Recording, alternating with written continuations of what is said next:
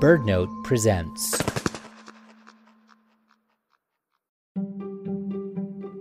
Hey there, I'm Ari Daniel, and this is Threatened, a new show from BirdNote about answering the call to protect the birds and places we love. The Pacific Flyway is a migratory route for at least 1 billion birds. For many, like the Western Sandpiper, it's an epic journey twice a year. Each spring, they fly from wintering grounds in South America all the way to the Arctic, where they breed in the summer. They then fly south again in the fall. Scientists studying one stop along this route, where fresh water meets the salty Pacific Ocean, are finding what locals and birders have long known. The Fraser Estuary is an important pit stop along that journey. Producer Molly Siegel takes us out onto the mudflats. At Brunswick Point, 18 miles south of Vancouver, British Columbia, on a late summer evening, you might find Amy Hustis stopping to marvel at the many types of birds that travel through this coastal spot. The Western Sandpiper is a small shorebird that's kind of gray and brown on top and white on the bottom. And it travels in very large numbers.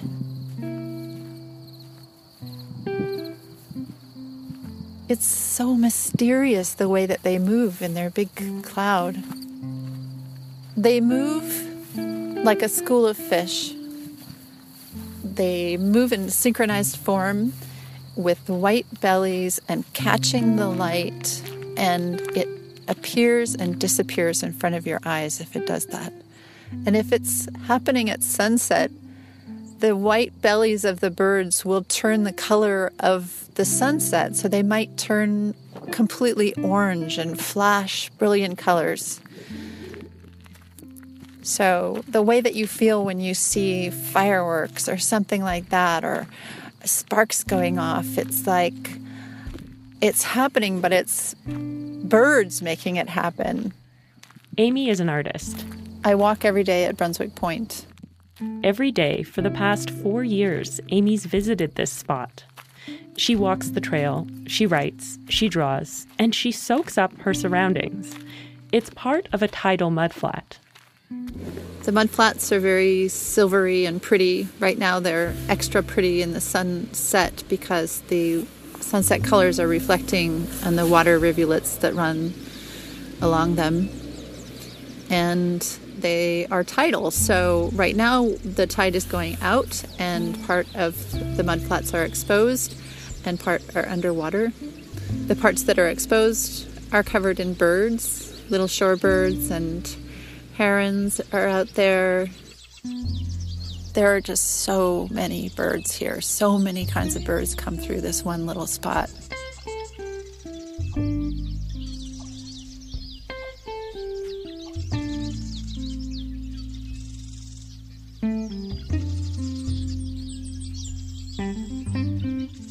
Depending on when you're here, you might see great blue herons, American widgeons, trumpeter swans, or snow geese. Other shorebirds like dunlin or black-bellied plovers. This place is where British Columbia's longest river, the Fraser, meets the Pacific Ocean. The Fraser River Estuary is that in-between spot where the fresh river water meets the ocean, and it's considered one of Canada's important bird areas. In Canada, these areas aren't necessarily protected, but they are internationally recognized as being crucial bird habitat. The Western Sandpiper is one of those birds that stops through here. They weigh only about 1.5 ounces, or as people around here like to say, the same weight as a granola bar. Western Sandpipers migrate back and forth between the Arctic, where they breed, and as far south as Panama for the winters. On their way north, hundreds of thousands of them come through this area. In some years, as many as 60% of the world's Western Sandpipers stop here in this important bird area at the Fraser River Estuary. And those shifting, glimmering clouds of birds, called murmurations, captivate many people. It's a very individual pursuit being out on the mudflats. There's not a lot of people want to go out there and get covered in mud up to their navel, basically. The first time Jason Puttyfoot came to Roberts Bank was about 15 years ago. My partner took me out there on a date. It was during the birds' spring migration north. When they got here, there wasn't a single Western Sandpiper. But 10 minutes later, thousands of these sandpipers came around the point and were flying right towards us. And they landed right there. And at that moment, he says, this is something I want to do again. This is something I want to see again, experience again. And he has. Every year, he goes out and he spends hours at a time at Roberts Bank to record sounds and video and to take photos. Roberts Bank is a hotspot for birds, and those giant clouds of migrating sandpipers draw in bird watchers, convert non-birders into birders, and captivate scientists, like Robert Elner. Just drawn to them initially by their numbers, their beauty in terms of their flight, and the amazing fact that they're migrating so far and they're such tiny birds. Robert is an emeritus scientist for Environment and Climate Change Canada. He's not an ornithologist, but he ended up discovering something that may be the crux of the survival of these birds. To get there, though, we have to start with crabs.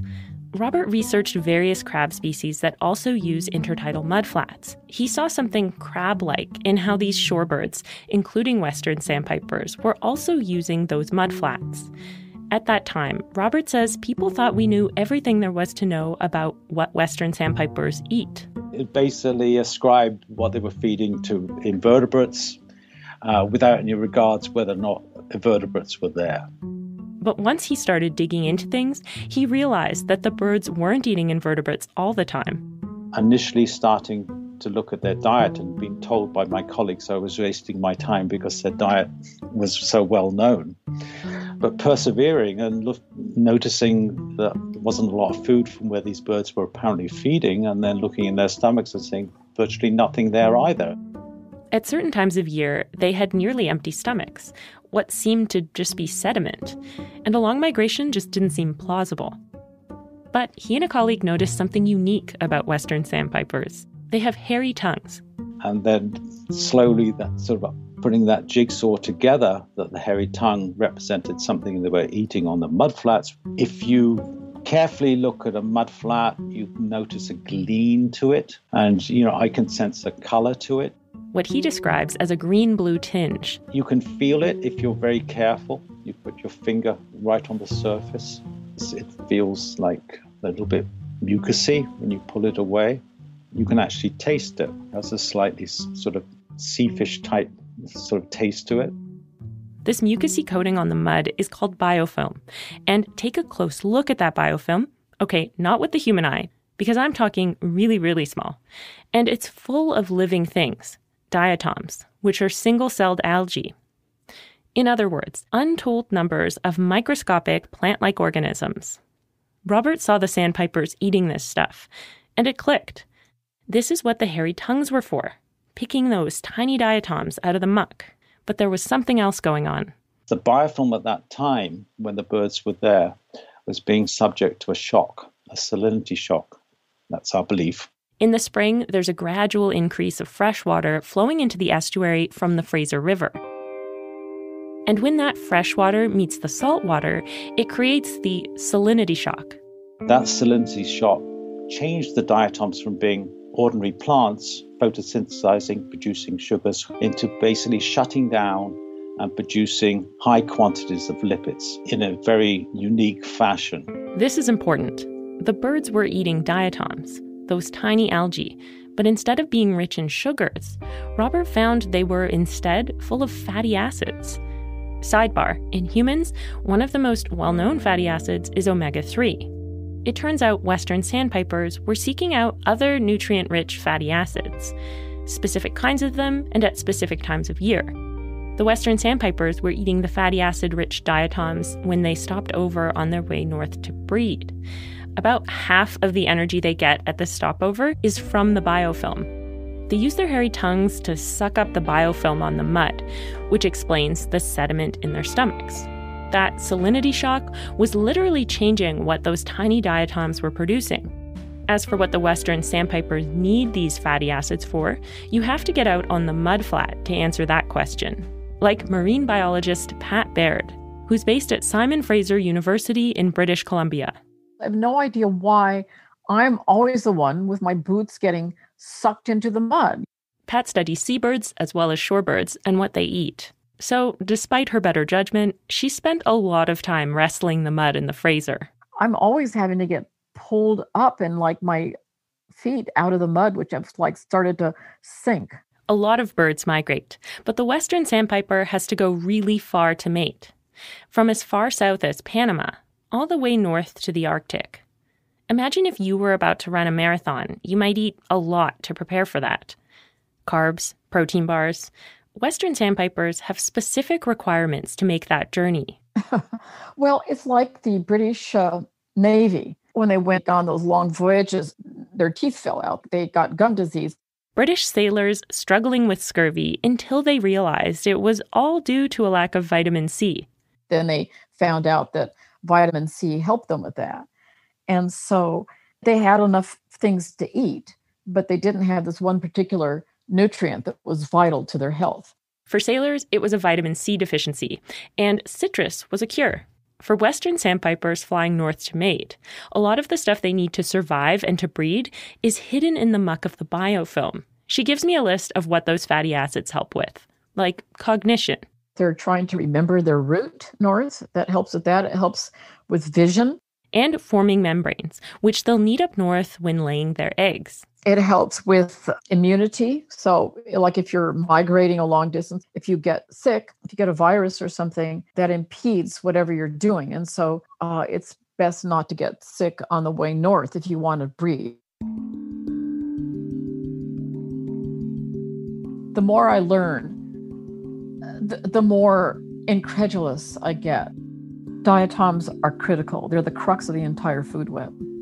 That process that shocks the diatoms into producing fatty acids, when the fresh water sloshes into the salt water, if it gets disrupted, the ripple effects could be big. Because when you're talking about an estuary, you're really talking about more than just the estuary, but also everything it touches. The Salish Sea on North America's west coast, where the Fraser Estuary meets the Pacific Ocean, and back upstream. The reverberations could extend out to organisms that make their home in these waterways, like salmon. So I'm here at the side of the Fraser. It is a beautiful morning on the river. Misty McDuffie is a biologist with the Raincoast Conservation Foundation. She's the director of their wild salmon program. Follow the Fraser upstream and you'll eventually meet the Harrison River, which is where Misty's out on a boat looking for Chinook salmon. Now this is their homeward migration as adults, big 4-year-old, sometimes 5-year-old and 6-year-old Chinook salmon that are returning to their spawning grounds. The Fraser River Estuary is vital for salmon, the Chinook salmon Misty's looking for today, and other species. And all 5 species of salmon rear and migrate through this estuary. Chum, coho, Chinook, pink, and sockeye. And the estuary is a place where they acclimatize to the presence of salt water, which is a big physiological change for the fish to go through. The Fraser River Estuary is that key transitional spot for these salmon, where they go from freshwater to saltwater. And the important bird area encompasses this estuary and the mudflats. But it also extends over nearby areas containing farms, municipalities, and a busy port where container ships arrive and depart. The port at Roberts Bank is in the middle of those mudflats where the Western Sandpipers congregate. The Vancouver Fraser Port Authority proposed an expansion to convert 177 hectares of mudflat and marshlands into more port. The proposed Roberts Bank Terminal 2 would handle larger containers and more of them. The proposal has many people worried that it'll be too much for some of the birds in this area, like Western Sandpipers. But the Roberts Bank Terminal 2 proposal would make things difficult for other species too, like little salmon that have just hatched.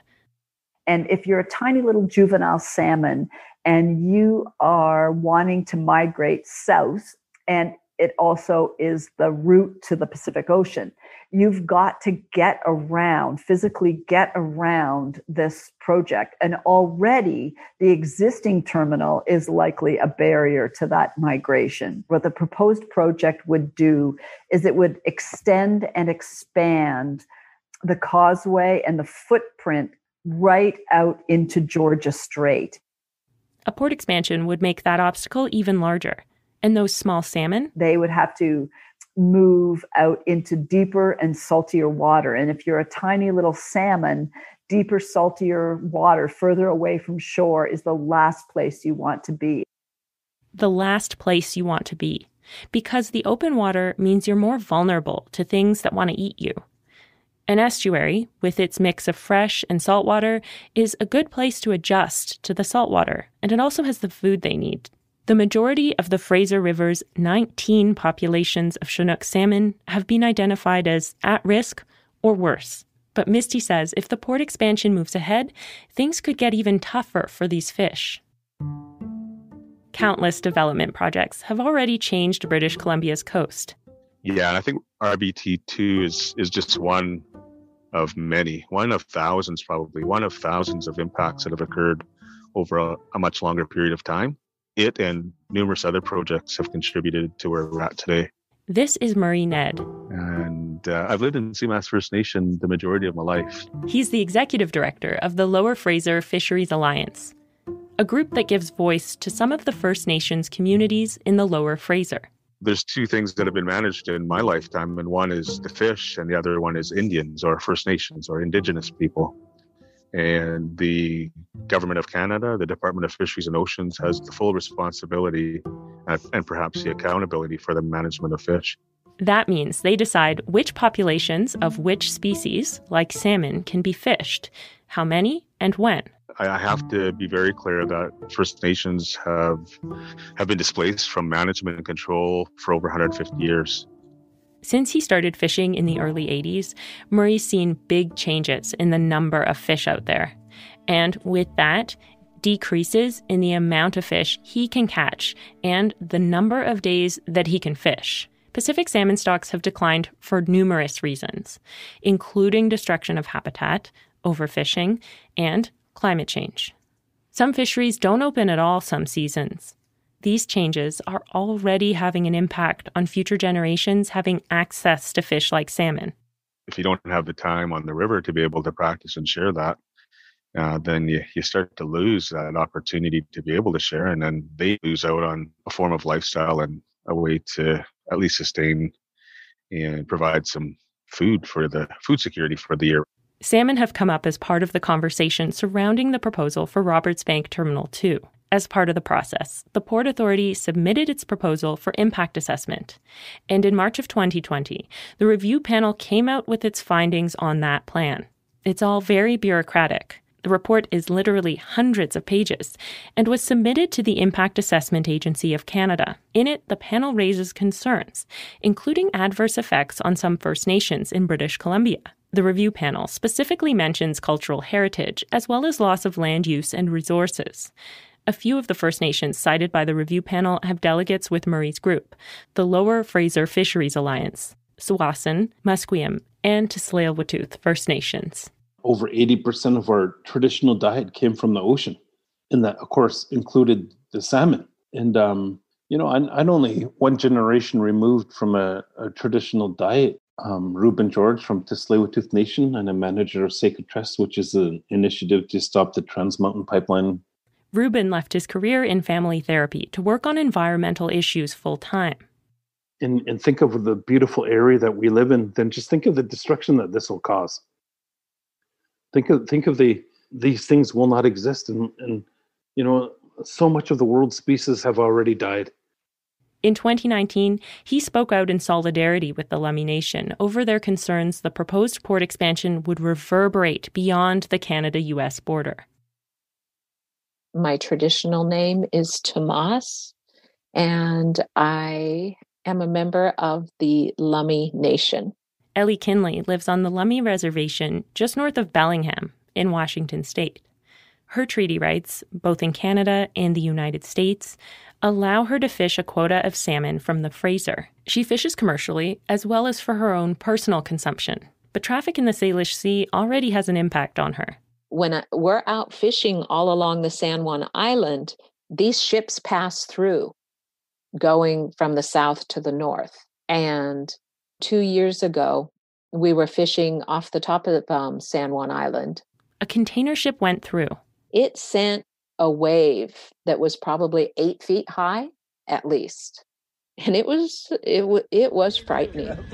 Oh! God damn, they should have laws against them guys going that fast, Rick. This is from a video her brother recorded. In it, you can see a wave crash into her boat. So it literally endangered our fishermen. And I don't even know what to think about an even larger ship coming into the Salish Sea, what that would do. What we're seeing is that vessels are getting larger. We're not getting more of them. Duncan Wilson is the Vice President of Environment, Community, and Government Affairs for the Vancouver Port Authority, which is leading the proposed expansion. So the number of container vessels calling the port over the last decade has been relatively flat, even though the cargo volumes have really gone up. And that's a trend that we expect to continue. We're running low on container capacity right now. And that's very important for us, not just because most people think about containers as import goods, but in Canada, and Vancouver in particular, we export a tremendous amount in container. So we need the containers coming in to have the empties to fill up with Canadian exports. Because the Lummi Nation is in the U.S., Ellie says the Vancouver Port Authority did not consult with them about the proposed Terminal 2 expansion. Just because there's an invisible border there doesn't mean the harm is going to stop at the border. She lives just 32 miles south from where the Fraser River meets the Salish Sea. For Ellie, there's already too much traffic from ferries and shipping. The salmon she fishes from the Fraser are already compromised. So to see another factor that could further complicate things for salmon... Can I use the word ludicrous? The Fraser River stocks are in trouble as it is. How do they even think it's possible to put that much more in the pathway of those fish and feel like it won't have an impact on those salmon? And salmon are only just one part of the ecosystem. You harm the salmon, Quahomachton, the orca are right behind that.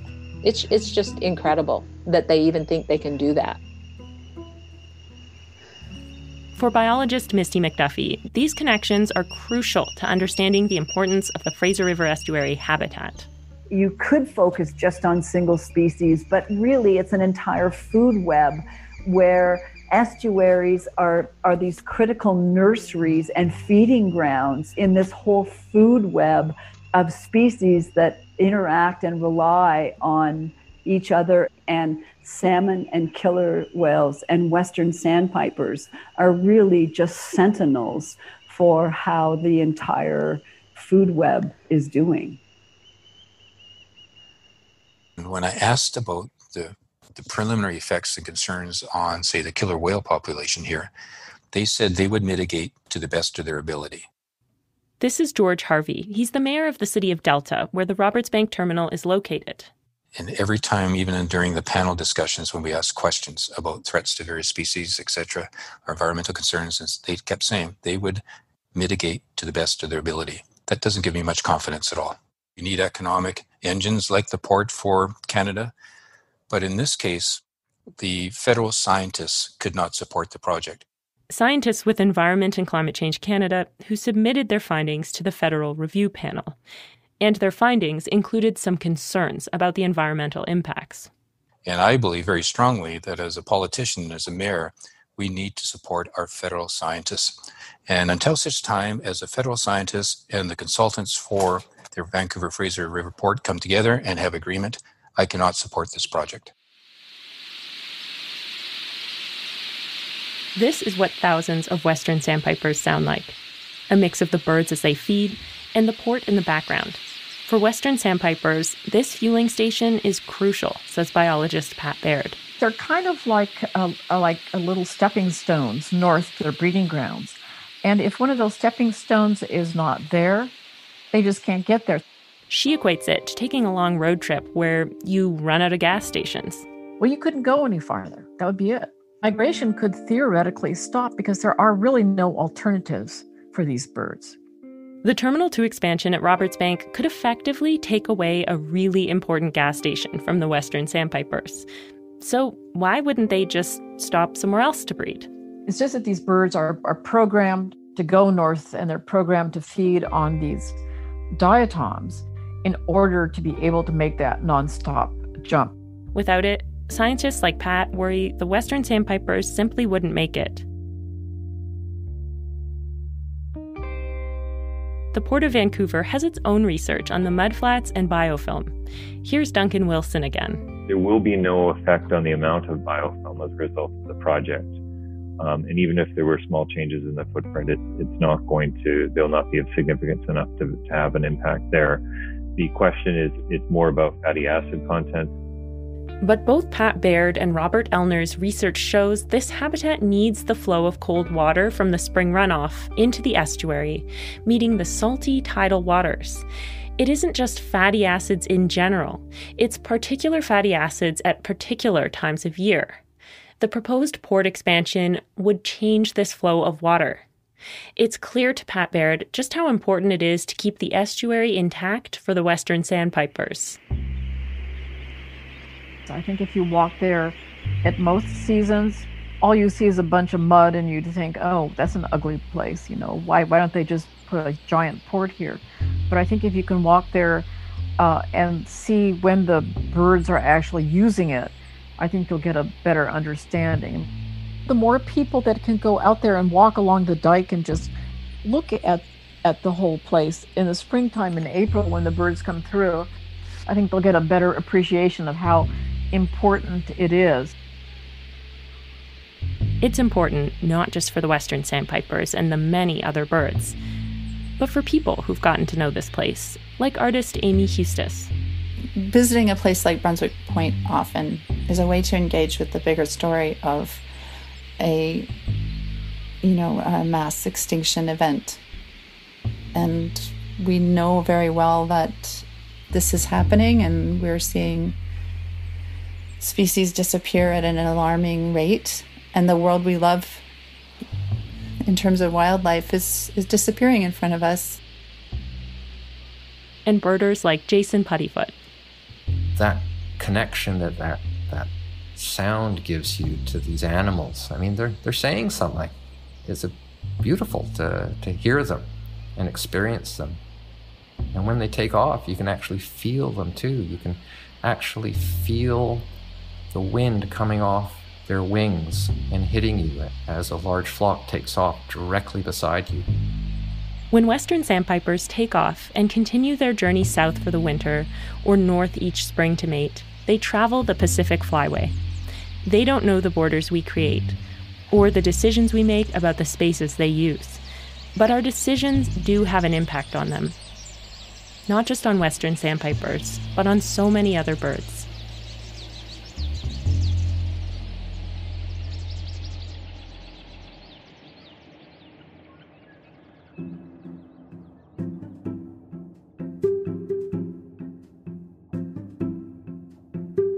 Thanks for joining us for this episode of Threatened. If you want to learn more about what you can do to help shorebirds or where the port expansion currently stands, visit birdnote.org and check out our show notes.